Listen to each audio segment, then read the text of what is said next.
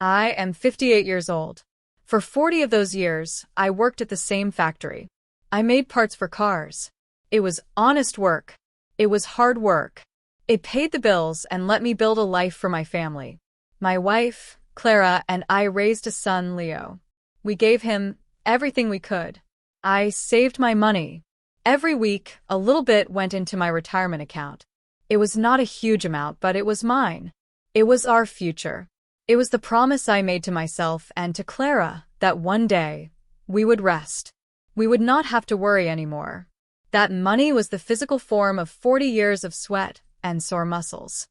Then my son took it. He did not ask. He just took it. All of it. He called it an investment. He put it into his company, a tech startup that was supposed to change the world. An app called ConnectSphere. He told me it was a sure thing. He said we would be rich. He said I just did not understand the new economy. He smiled when he said it. It was the same charming smile he used when he was a boy and had broken a lamp. The smile that always worked on his mother. The smile that, for the first time, made my stomach turn. The app was failing. I knew it in my gut long before I knew it for a fact. And with it, my life's work was turning to dust. The line had been crossed. This was not a mistake. This was a betrayal that I could not and would not let stand. Our home was a quiet place, usually. Clara liked her garden. I liked my workshop in the garage. But a new kind of quiet had settled in. A tense quiet. It was the quiet of things left unsaid. I decided to say them. I found Leo in our living room, tapping away on his laptop. He looked important. He wore a shirt with a collar, even on a Saturday. I never wore a shirt with a collar unless it was a wedding or a funeral. Leo, we need to talk about the account, I said. He did not look up from his screen. Dad, not now. I am in the middle of a major code push. I do not know what a code push is, I said. But I know what my retirement account is. Or what it was. That got his attention. He closed the laptop with a soft click. He gave me that patient look he reserved for when he thought I was being slow. I explained this, Dad. It is not gone. It is working for us. It is invested in the future. My future was supposed to be retirement, I said. Next year. Now the account is empty. I saw the statement.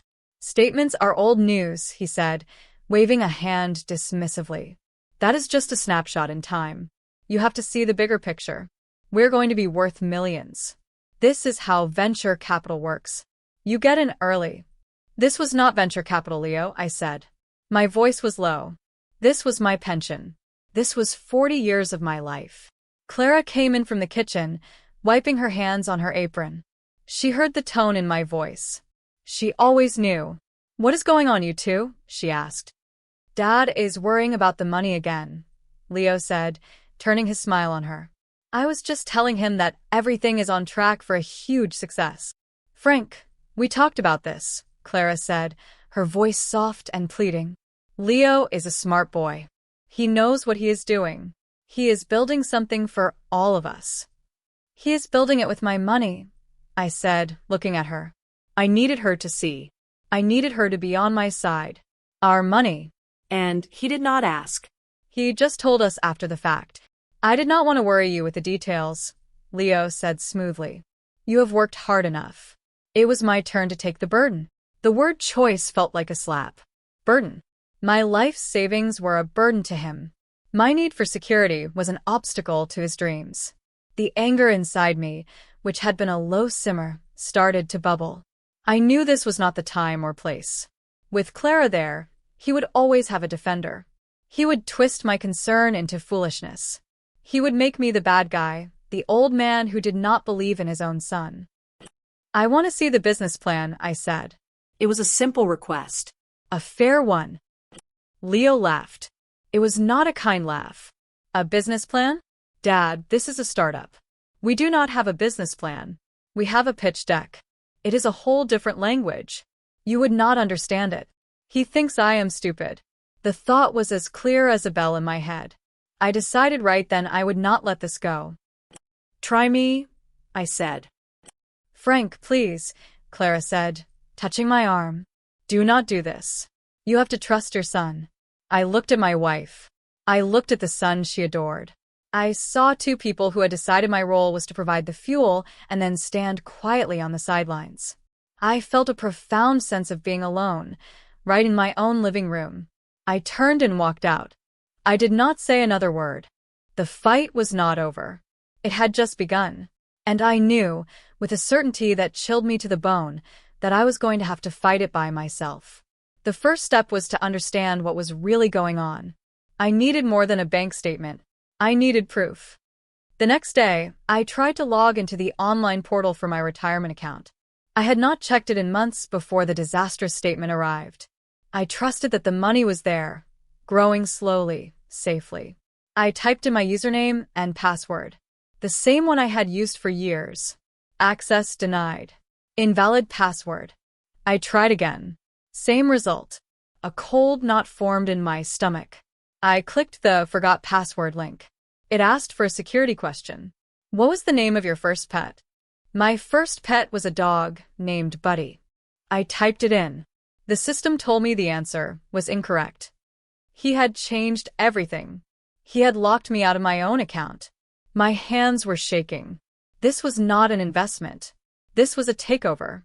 I picked up the phone and called the bank.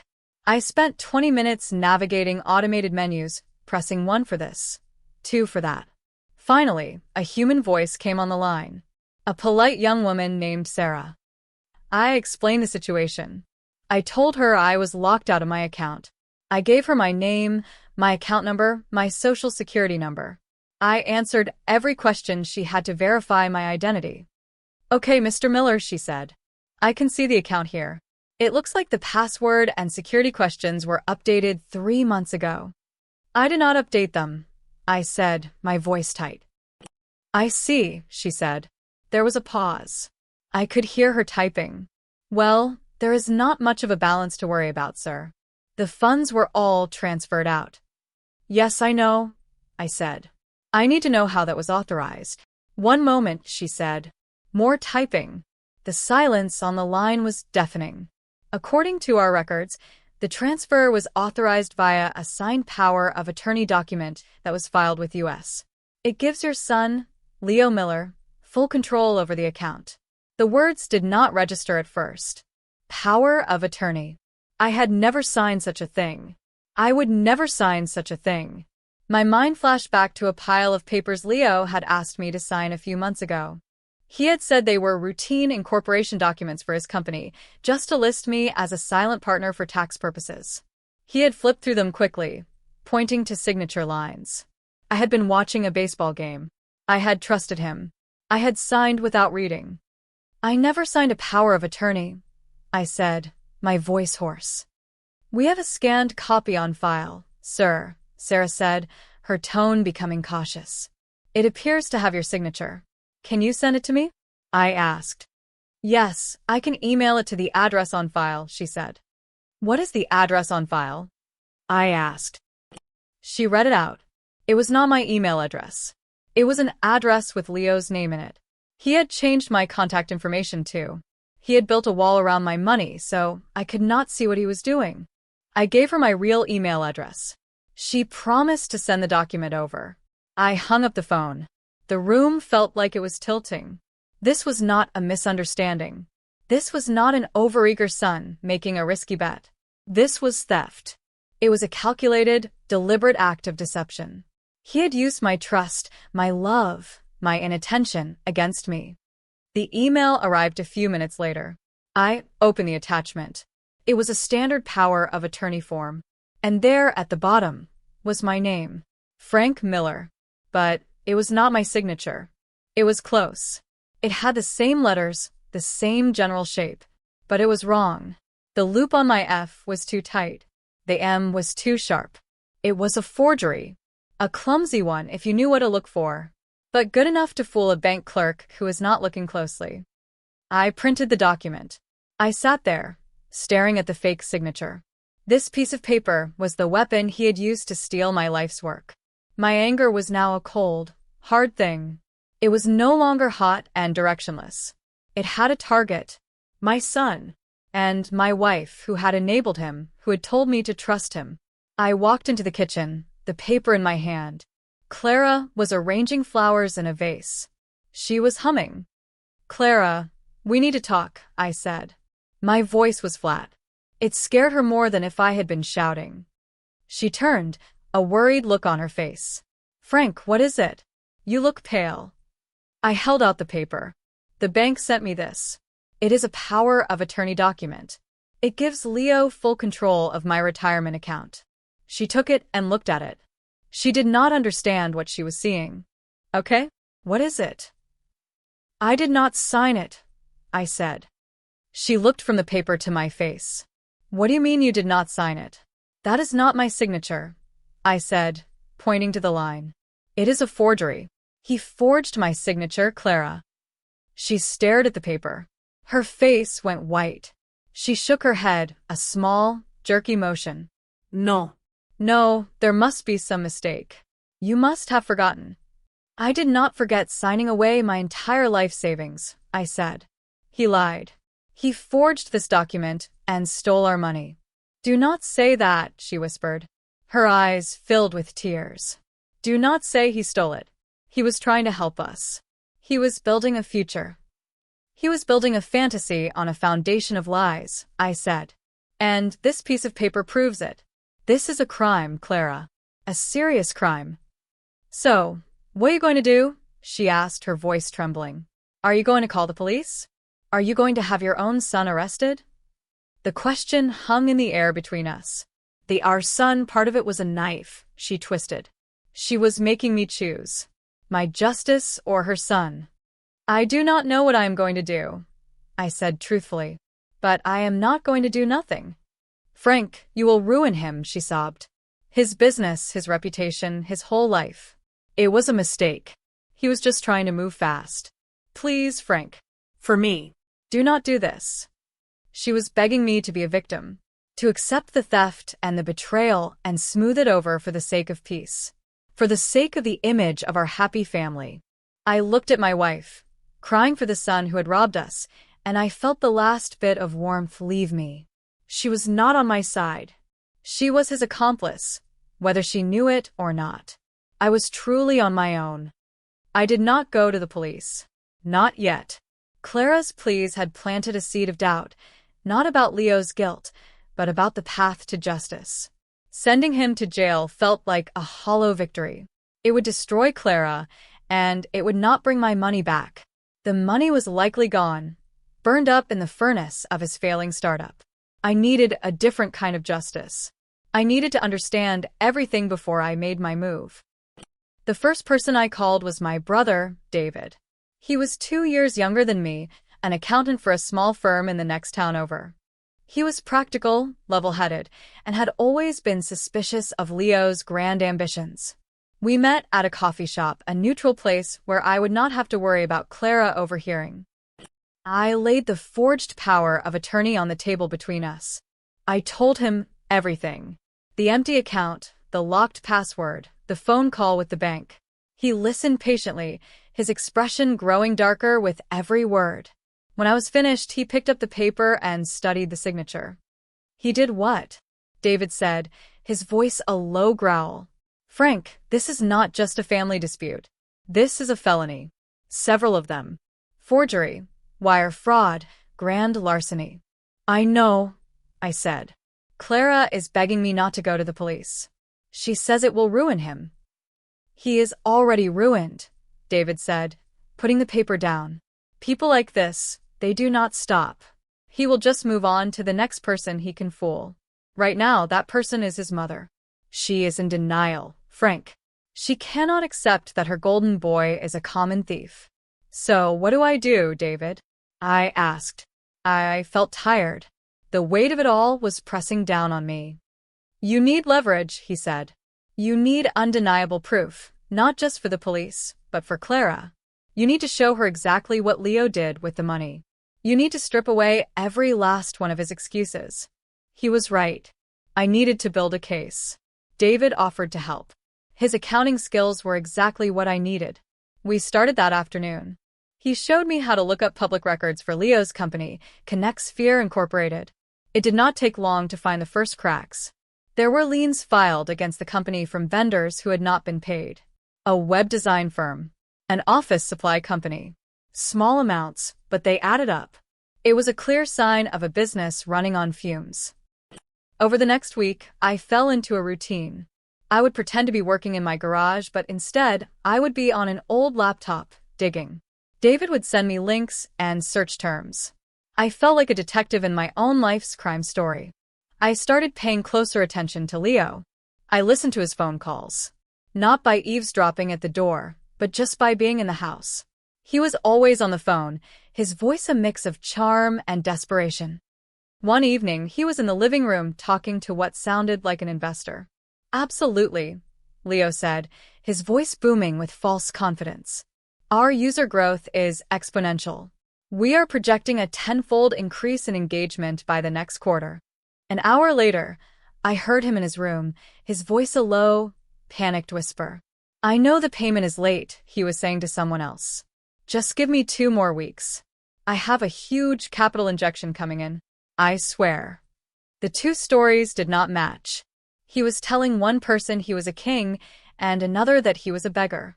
The lies were constant. He was building a house of cards, and my retirement fund was the foundation. I started documenting everything. I created a file on my laptop, protected by a password that only I knew. I saved the vendor liens. I wrote down the dates and times of his contradictory phone calls, quoting his own words back to himself in my private notes. I found online reviews for his app. They were terrible. Buggy and slow. Crashes every time I open it. A cheap copy of other, better apps. There were only a few dozen reviews in total. This was not a company on the verge of success. It was a dead man walking. One night, I confronted Clara with some of what I had found. I tried to be gentle. I showed her the printouts of the unpaid bills. "He is just having some cash flow problems," she said, pushing the papers away.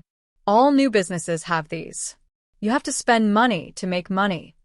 "Clara, he told us he had plenty of funding," I said. "He told us my money was just to accelerate the growth. This looks like he is using my money just to keep the lights on." "You're just looking for things to be angry about," she said, her voice rising. "You never believed in him. You have always been jealous of his ambition." Jealous? The accusation stung. I was not jealous. I was terrified. I was watching our future burn, and she was calling the arsonist ambitious. The conversation went nowhere. She refused to see it. Her love for him was a blindfold. I realized then that showing her inconsistencies was not enough. I needed to show her the betrayal in a way she could not excuse or ignore. I needed to find out where the money really went, not just to the business, but to Leo himself. That was the next step. My investigation with David deepened. We moved from public records to more subtle forms of research. David had a friend who was a private investigator. We did not hire him, but David got some advice on how to find information that was publicly available if you knew where to look. Social media was the first place. Leo had multiple accounts, all curated to project an image of a successful tech mogul. There were pictures of him at fancy restaurants with plates of food that cost more than our weekly grocery bill. He tagged the locations, creating a map of his expensive tastes. There were photos of him in a new car, a sleek silver convertible. He had captioned it, "Hard work pays off." I knew he could not afford that car. Not on the revenue from a failing app. I did a search for the dealership. I called them, pretending to be from an insurance company, and confirmed the car was leased. The monthly payments were astronomical. "He is using the corporate account as his personal piggy bank," David said when I told him. "That is another crime right there. Embezzlement." The word hung in the air. Embezzlement. It was such a clinical, ugly word. It applied to criminals, not to your son. But the evidence was piling up. My money was not just funding a business. It was funding a lifestyle. A lie. The deeper I dug, the more I understood Leo's motive. It was not just about building a successful company. It was about looking successful. The appearance of success was more important to him than the reality. He was buying the props for a play, and he had cast himself as the lead. The car, the dinners, the expensive apartment he had rented in the city, it was all part of the costume. One evening, I found the most damning evidence yet. Leo had left his personal laptop on the dining room table. He was usually so careful with it. But he had been in a hurry, rushing out to another one of his investor meetings. I knew it was a terrible violation of his privacy. But he had violated my life, my trust, and my future. Privacy felt like a luxury I could no longer afford. My heart was pounding as I opened it. It was not password protected. He was arrogant. He did not think anyone would dare to look. I went through his files. I found a folder labeled Finances. Inside was a spreadsheet. It was a budget. But it was not a budget for ConnectSphere. It was his personal budget. I saw the line items. Lease payment, Audi, rent, downtown loft, client entertainment, but the numbers were huge. Thousands of dollars a month for entertainment. Then I saw the source of the funds. It was a single, recurring transfer from the ConnectSphere corporate account into his personal checking account, labeled Founder Salary. The salary he was paying himself was more than I had ever made in a year at the factory. He was paying himself a fortune to run a company that had no revenue and was drowning in debt. And then I saw the other folder. It was labeled Pitch Decks. Inside were several versions of his presentation for investors. I opened the most recent one. It was a slideshow, full of colorful charts and bold claims. Projected 5 million users by year-end, monetization strategy targeting $10 per user, patented algorithm for social connectivity. I knew it was all lies. The app had maybe a few hundred users, if that. There was no monetization strategy. And I was sure the algorithm was not patented. But the most shocking part was a slide near the end. It was a list of the company's current investors. And there was my name, Frank Miller. Next to it was the full amount of my retirement savings, listed as angel investment. He was using my name, my stolen money, as proof of his legitimacy to lure in other investors. He was not just stealing from me. He was using me as bait to steal from others. I felt a surge of pure, cold rage. This was more than I had ever imagined. He had not just taken my money and lied about it. He had twisted it into a tool for a larger fraud. He had made me an unwilling accomplice in his scheme. That night, I could not sleep. I lay in bed, staring at the ceiling, the numbers from his spreadsheet burning in my mind. The arrogance of it. The sheer, breathtaking entitlement. He felt he deserved this. He felt he was owed my life's work to fund his fantasy. The anger was so strong it felt like it would choke me. But underneath the anger, a new feeling was taking root. It was resolve. A hard, unyielding sense of purpose. Clara's pleas to protect him, to save him from himself, now seemed absurd. He did not need to be protected. He needed to be stopped. Going to the police was still an option, but it felt insufficient. It would be messy, public, and painful for Clara. And it would not guarantee I would get anything back. Leo would declare bankruptcy, the lawyers would take what was left, and we would be left with nothing but a shattered family. No. I needed a better way. A way to not just punish him, a way to undo what he had done. I did not just want justice. I wanted restitution. I wanted to take back the future he had stolen from me. An idea began to form in my mind. It was audacious. It was risky. It was something the old Frank Miller, the factory worker who kept his head down and did his job, would never have considered. But the old Frank Miller's life had been stolen. I was someone new now. Someone forged in betrayal. Leo's greatest weakness was not his lack of business sense or his mountain of debt. It was his ego. He needed to be seen as a winner, a visionary. The most painful thing for him would not be jail. It would be public, undeniable failure. It would be watching someone else succeed where he had failed, using his own playbook against him. I went back to the laptop in my workshop. I started researching ConnectSphere's competitors. There were a few large, established players. But there were also smaller startups, just like Leo's. I read articles, I looked at App Store rankings, I watched video reviews. And then I found it. A small, scrappy company called LinkUp. Their app was everything ConnectSphere was not. It was clean, fast, and had a small but passionate user base. The reviews were glowing. The company was run by a young woman named Maya. I found an interview with her on a tech blog. She spoke with intelligence and passion. She was not selling a fantasy. She was building a product. But the article mentioned their biggest challenge. They were underfunded. They had a great product, but they were struggling to compete with the marketing budgets of bigger companies. I looked at the pitch deck I had copied from Leo's computer. It was his entire strategy. His planned features, his marketing targets, his list of potential investors he was trying to woo. It was a roadmap to his ambitions. And in the hands of a competitor, it was a weapon. A plan solidified in my mind. It was a long shot. But it was the only path I could see that led to the outcome I wanted. I was not going to be a victim anymore. I was going to become a player in Leo's game.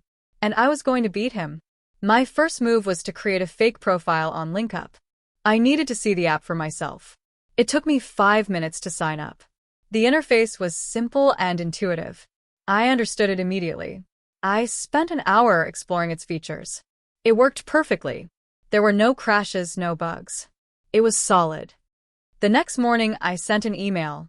I used a new email address I had created, one with no connection to my real name. I sent it to the general contact address on the LinkUp website. I addressed it to Maya, the CEO. I kept it brief. I told her I was an experienced project manager with a background in manufacturing logistics who had taken an interest in the social media space. I said I was impressed with her product and saw a few areas of potential market vulnerability in her main competitor, ConnectSphere. I asked if she would be open to a brief, informal chat. I did not expect a reply. Why would a CEO respond to a random email from a stranger? But 2 days later, an email appeared in my inbox. It was from her. "Thank you for your kind words about LinkUp," it read. "I am always open to hearing fresh perspectives. Are you free for a call tomorrow afternoon?" My heart hammered in my chest. This was the first step, the first real move in my plan. I wrote back and confirmed. The next afternoon, I sat in my workshop, my phone in my hand, waiting for the call. It came exactly on time. "Hi, this is Maya," a clear, confident voice said. "Hello, Maya," I said, trying to keep my own voice steady. "My name is Frank. Thank you for taking the time to speak with me." We talked for almost an hour. I used my experience from the factory, talking about process flow and efficiency. I translated it into the language of software development as best I could, using terms I had learned from my research.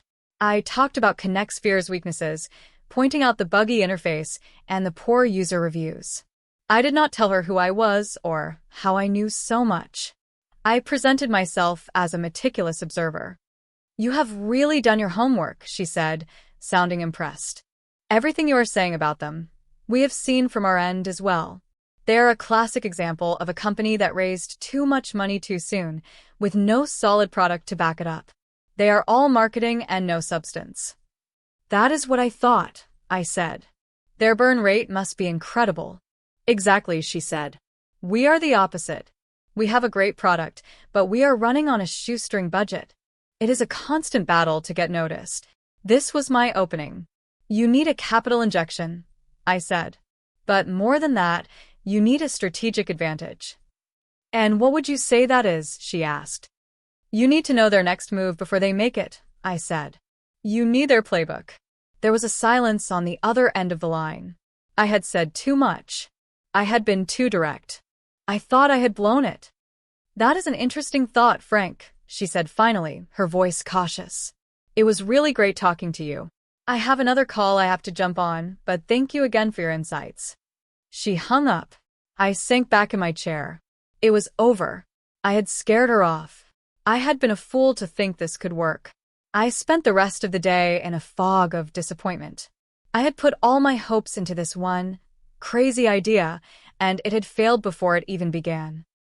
A week passed. I heard nothing. I had almost given up.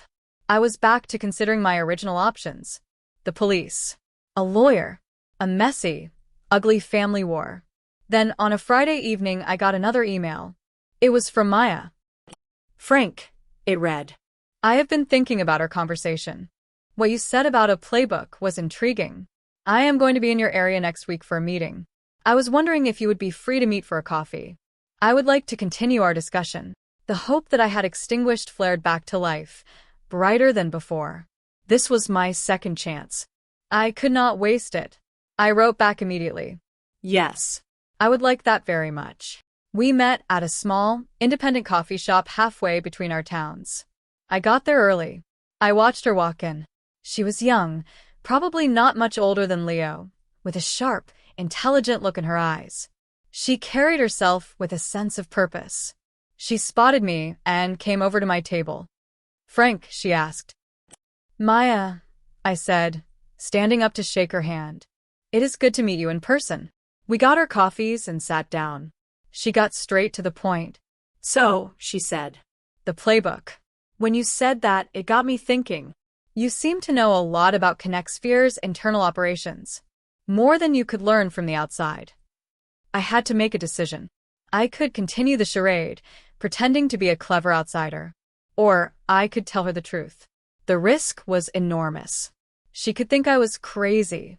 She could refuse to get involved in a messy family drama. But looking at her, I felt a sense of trust. She was a builder, not a con artist. I decided to bet on her character. "Maya, what I am about to tell you is going to sound insane," I said. I took a deep breath. "My name is Frank Miller. The founder and CEO of your competitor, ConnectSphere, is Leo Miller. He is my son." Her eyes widened slightly, but she did not say anything. She just listened. I told her everything. The retirement account, the forged signature, the lavish lifestyle funded by my life savings, the fake pitch deck. I left nothing out. When I was done, the silence in the coffee shop seemed to press in on me. She just stared at me for a long moment. I could not read her expression. "So, this is about revenge," she said finally. It was not an accusation. It was a statement of fact. "Yes," I said. I would not lie to her. "It is. He stole my future. I want to take his." "But," I added, leaning forward, "it is also a good business decision. My son is a fraud. His company is a house of cards. Your product is better. Your vision is clearer. You are the one who deserves to succeed. I am betting on the better company. The revenge is just a bonus." I reached into my briefcase and pulled out a USB drive. "This is a copy of his latest pitch deck," I said, placing it on the table between us. "It has all his financial projections, his user acquisition strategies, his planned feature rollouts for the next 6 months. It is all based on lies, but it is what he is showing to investors. It is his entire playbook. I am also prepared to make an investment in your company. I do not have much left, but I have a separate account he did not know about. It is enough to be a meaningful seed investment for you. I want to be your lead investor." She looked at the USB drive, then back at me.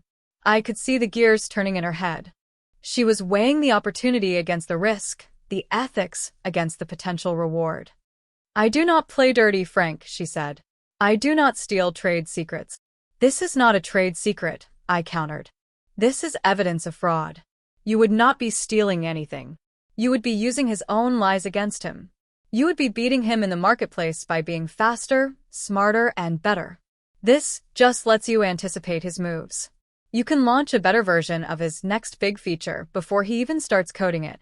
And if I say no," she asked. "Then I will find another way," I said. "But I think we can help each other. You need capital and a strategic edge. I need a victory. I need to get my money back, and then some. This is how we both win." She picked up the USB drive. She held it in her hand for a moment. "Okay, Frank," she said, her voice firm. "I am in. But we do this my way. We will not reference this document. We will not use any of his proprietary code. We will use this information for strategic foresight only. We will beat him because our product is superior and our strategy is smarter. We will win cleanly." "That is all I ask," I said. A wave of relief washed over me. I had found my ally. "One more thing," she said, looking me directly in the eye. "When this is over and we have won, your son is going to be ruined. Are you prepared for that?" I thought of the forged signature. I thought of Clara crying for the wrong person. I thought of the 40 years of my life that he had treated like lottery tickets. Yes, I said. I am. Our agreement was simple. I transferred the remainder of my savings to her company's account. It was not a huge sum in the world of tech startups, but for LinkUp, it was a lifeline. It was enough to give them runway for 6 months. In exchange, I received a significant stake in the company. I was not just an investor. I was a partner. My name was not on any public documents. I was a silent backer. Only Maya and her lawyer knew my true identity.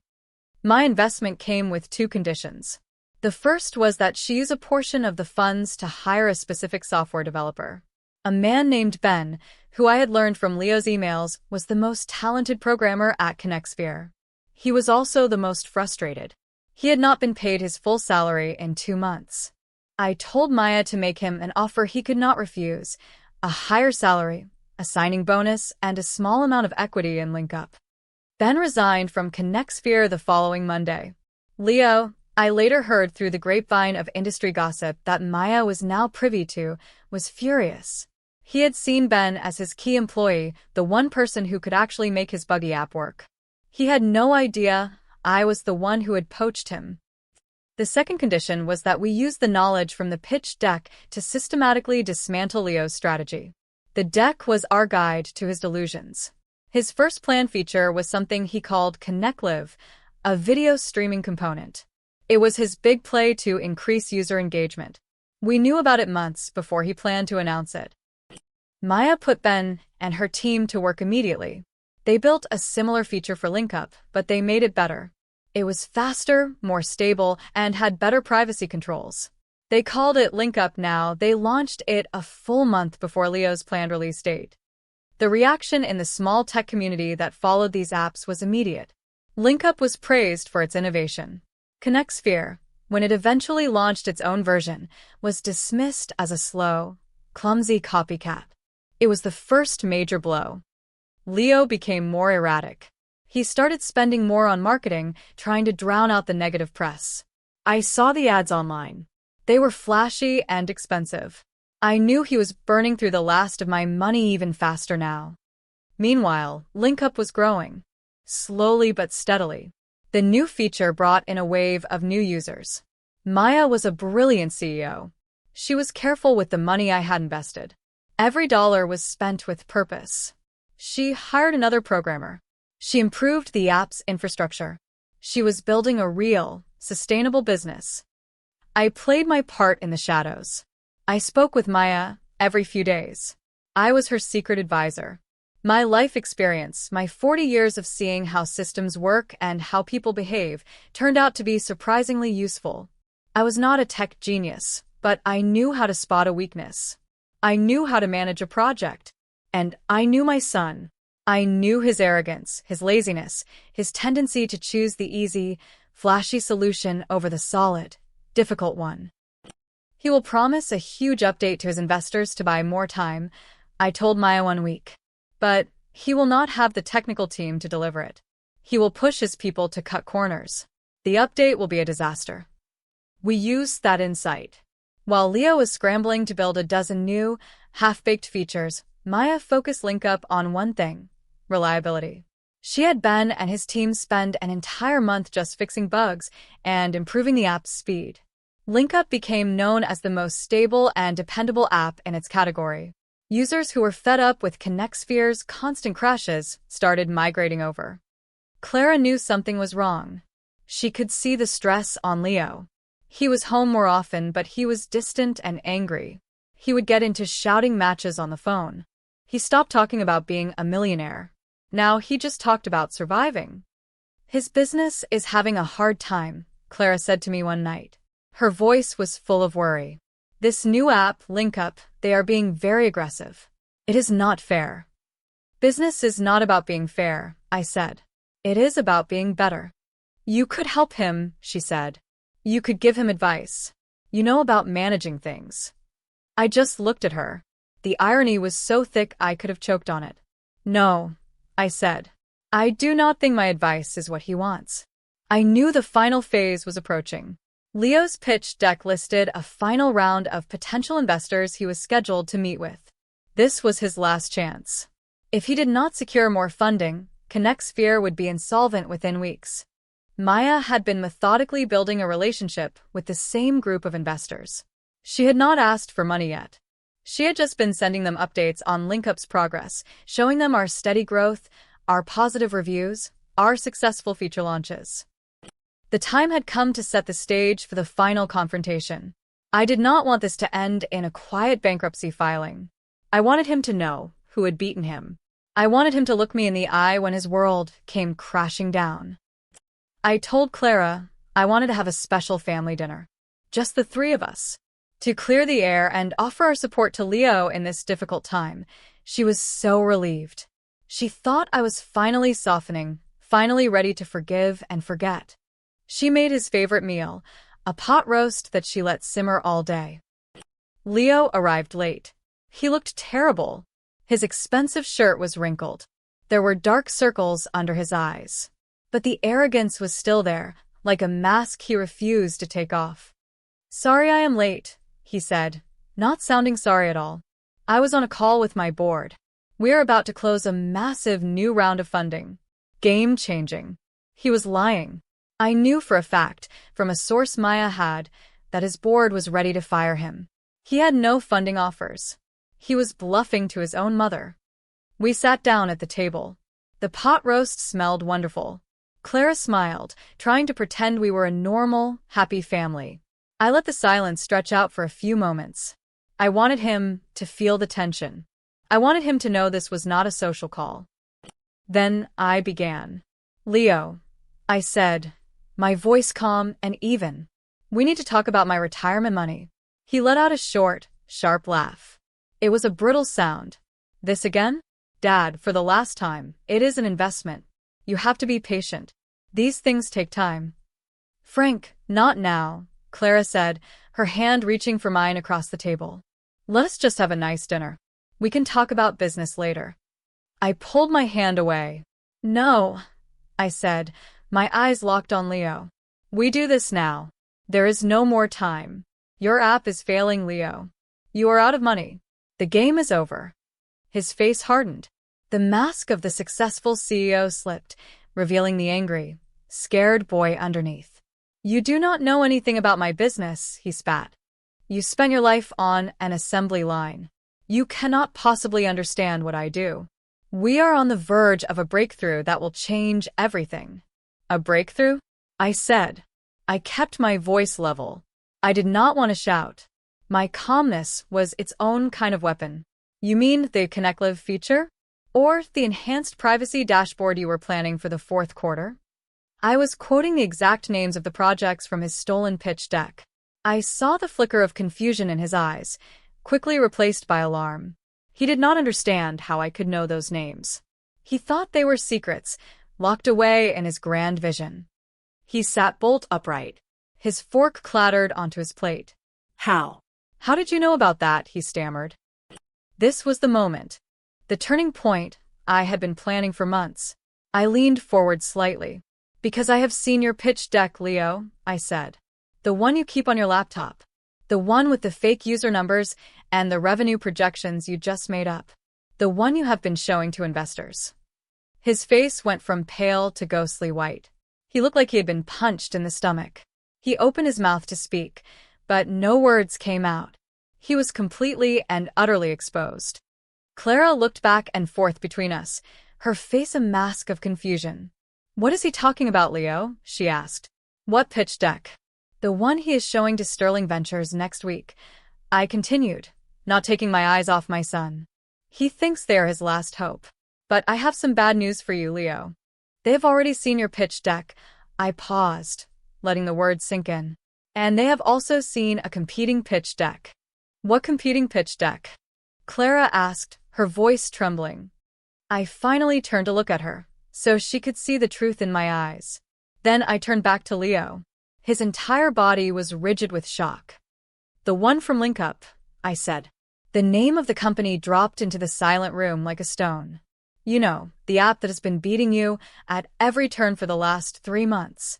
The one that just secured a new 7-figure round of funding from Sterling Ventures this morning."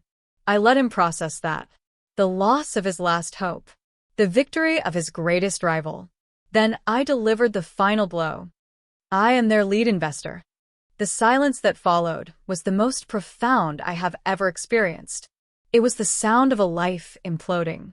Leo just stared at me.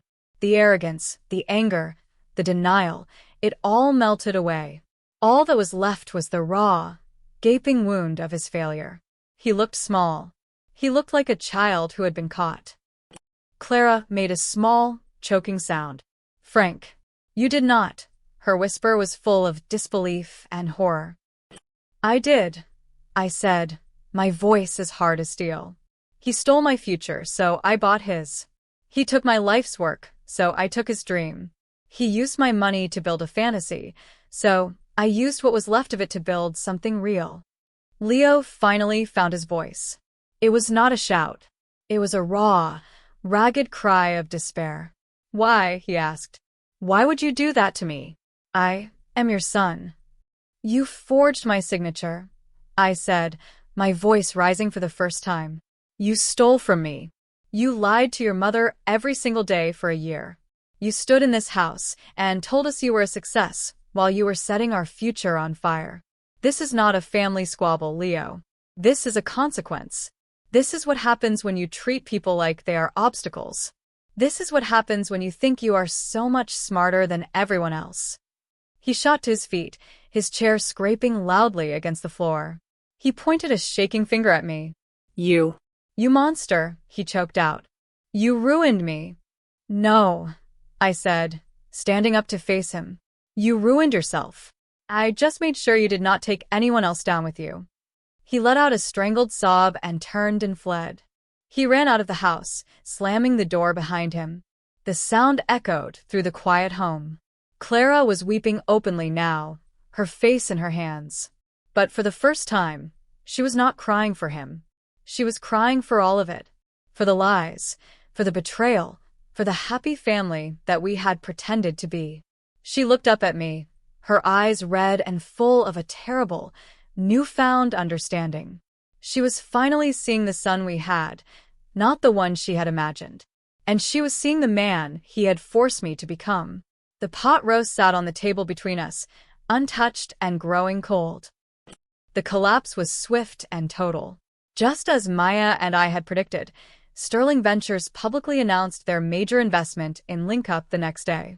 The press release praised Maya's leadership and the app's superior technology. It also included a thinly veiled reference to the vaporware and inflated metrics of some competitors in the space. Everyone in the industry knew who they were talking about. Leo's remaining investors, the ones he had lured in with my money and his lies, called an emergency board meeting. They demanded to see the books. They discovered the embezzlement, the fraudulent projections, the mountain of debt. They fired him immediately and began proceedings to liquidate the company and sue him personally for fraud. ConnectSphere was dead within a week. The app was pulled from the stores. The website went dark. It was as if it had never existed. Leo lost everything. The leased car was repossessed. He was evicted from his fancy downtown loft. The friends who had surrounded him when he was playing the part of the tech mogul vanished overnight. He tried to call me. Dozens of times. The first few calls were voicemails filled with rage and curses. He called me a traitor, a snake. He said I had always been jealous of him. Then the tone changed. The angry messages became desperate, pleading ones. He begged for my help. He said he had made a mistake. He asked for money to hire a lawyer. He said he had nowhere else to turn. I listened to the first few messages, then I deleted the rest without listening. I blocked his number. I had nothing left to say to him. Clara and I entered a long, cold winter in our marriage. The silence in the house was different now. It was not tense. It was mournful. She did not defend Leo anymore. She could not. The evidence of his crimes was now public knowledge. But she could not look at me without seeing the instrument of his destruction. "You enjoyed it, did not you?" she asked me one night, her voice flat and empty. We were sitting in the living room, the television on, but neither of us watching. "No," I said, and it was the truth. I did not enjoy it, but it was necessary. What did you want me to do, Clara? Let him get away with it? Let him rob us and face no consequences. He was our son, she said, the words a familiar, tired refrain. And I am your husband, I countered. He made a choice. He chose to betray us. I made a choice, too. I chose to protect what was left of our lives. We started going to a marriage counselor, a patient woman who let us both talk. Clara talked about her grief for the son she thought she had. I talked about my anger, my sense of betrayal, and the cold purpose that had driven me for months. Slowly, painstakingly, we started to find our way back to each other. It was not the same marriage it had been before.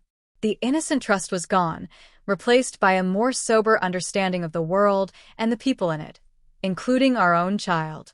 She started to understand that my actions had not come from a place of malice, but from a place of deep, profound hurt. She finally accepted that Leo had done this to us, and to himself.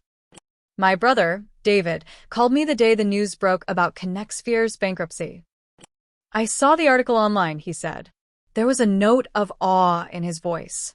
I cannot believe you actually did it. You magnificent bastard. I laughed. It was the first time I had laughed in months. I had a good advisor, I said.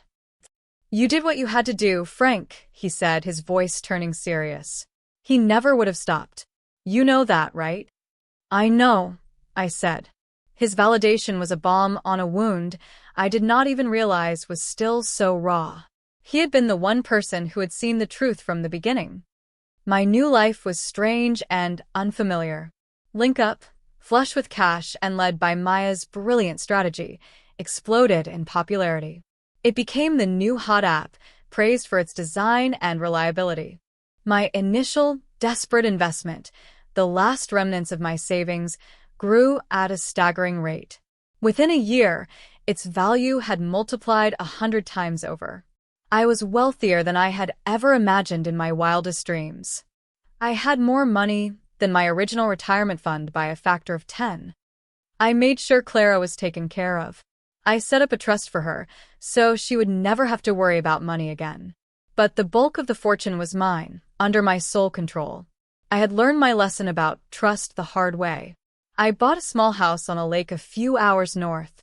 I spent my days fishing and working in a new, much larger workshop. I still advised Maya, who had become a good friend. She valued my perspective, my cautious, deliberate way of looking at problems. She called me her secret weapon. One day, I saw a picture of Leo online. It was on a social media site, posted by a distant cousin. He was standing with a group of people in matching polo shirts in front of an office park. The caption said something about his new job at a company that sold printer supplies. The fancy suit was gone. The confident smile was gone. He looked tired. He looked defeated. He looked ordinary. I stared at the picture for a long time. I did not feel the satisfaction I thought I would. I did not feel pity, either. I felt a quiet, simple sense of balance. A sense of an account being settled. He had taught me a brutal lesson about the world, about the darkness that can hide in the people you love the most. He had forced me to become someone I never thought I would be, a man who could be colder and more calculating than his own son. So I had taught him a lesson in return. A lesson about consequences. I had not destroyed him. I had simply held up a mirror and forced him to see the person he truly was. A small, hollow man who had built his dreams on a foundation of lies. He had finally learned what it feels like to have your future stolen from you. And I had learned that sometimes the only way to rebuild your own life is to first tear someone else's down. The unease of that knowledge was a price I was willing to pay. I had my security back. My future was my own again. And that was a victory worth any cost.